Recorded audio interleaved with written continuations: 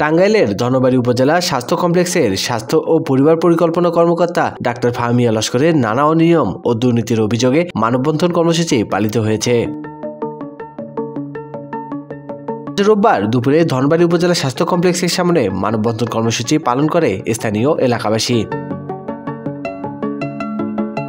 মানববন্ধন কর্মসূচিতে বক্তব্য রাখেন ধনবাড়ী ব্যবসায়ী রফিকুল ইসলাম, যুবদল নেতা মাসুদ রানা, হাবিব হোসেন, ব্যবসায়ী আয়নাল হোসেন, হাবিব হোসেন, নুরজাহান বেগম, সোমা আক্তার সহ আরো অনেকেই।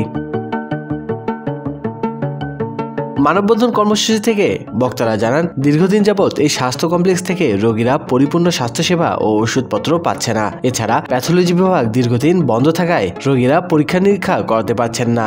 অন্যদিকে টাকার বিনিময়ে আউটসোর্সিং পদে তারা ইচ্ছেমতো লোক নিয়োগ সহ নানা অভিযোগ জানান তারা। অনেক দুর্নীতিবাজ, অনেক দুর্নীতি করে, এর আগে দুর্নীতি করে ধরা পড়ছিল, এলাকার কেউ কিছু বলে নাই। আজকে আসছি, আমরা ওনার বিচার চাই। আপনারা তো দেখতে আছেন যে 4টা লোক ওষুধ নিয়ে আসলে পরে একটা লোকের সুস্থভাবে ওষুধ দেয় না, 3টা লোকের স্লিপ দেয় বাইরের ক্লিনিকে থেকে ওষুধ নেওয়ার জন্য। অ্যাম্বুলেন্স সার্ভিস বন্ধ করছে সরকার। টিএস এর জন্য একটা কোয়ার্টার বরাদ্দ দিছে, উনি কোয়ার্টারে না থাকে ডরমিটরিতে থাকে। মাসে 4 থেকে 5 দিন 7 দিন অফিস করে। বিগত দিনগুলোতে সে ডাইভোর্টে নিয়ে ঢাকা থাকে। কত দিন একজন ডাক্তার থাকে আউটডোরে।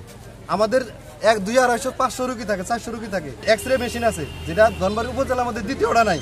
ভালো একটা এক্সরে মেশিন আছে যেখানে সেই এক্সরেটা করে না। দেখা যদি কেউ চাপ দেয় তাহলে ওই এক্সরেটাই করে দেয়, বাকি এক্সরেগুলো সে করে না, দূরে পাঠায় দিয়ে ওইখান থেকে তারা কমিশন খায়। কোনো নিয়ম নাই, নিয়মের বাইরে চলতেছে। কোনো রোগী আসলে পরে কোনো রোগী সেবা পায় না, সেবা দেওয়া হয় না। এক্সরে তো বন্ধ হয়েছে, তারপরে আলটা বন্ধ হয়েছে।